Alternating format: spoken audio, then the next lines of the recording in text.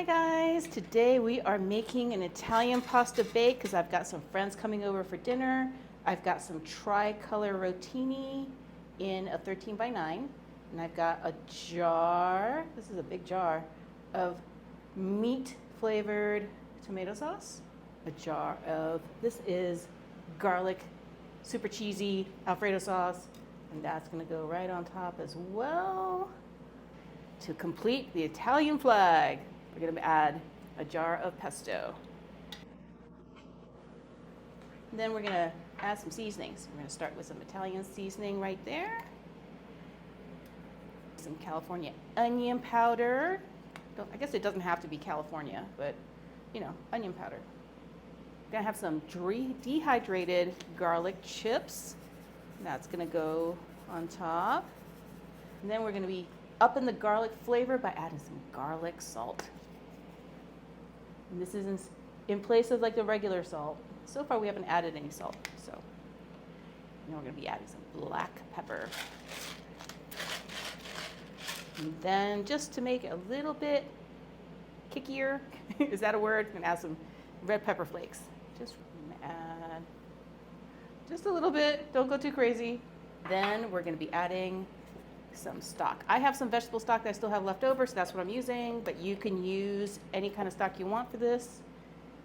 And then we're just going to be adding stock all the way up the middle and around. And then we're going to be kind of mushing this around. Halfway through with the mixing, we're going to add some Italian meatballs. These things are humongous. Make sure that they are in the sauce. Once I got that done, we are going to add some 6 cheese Italian blend. Is it 6 cheeses? Yeah, 6 cheeses. And that's going to go right on top. Ooh, this casserole dish is pretty full, so I got to be careful. Because I like a good cheesy casserole. I'm going to add just another bag of the mozzarella. Dump it, and then just carefully spread it out. Okay, this is going to go into a 350-degree oven for about, I don't know, 30 to 40 minutes. You know, stick a fork in it, make sure the pasta's cooked. Oh my God, y'all, look at that. So let's do a little taste test. I'm gonna cut through what I'm starting to call a cheese bounce instead of cheese pull.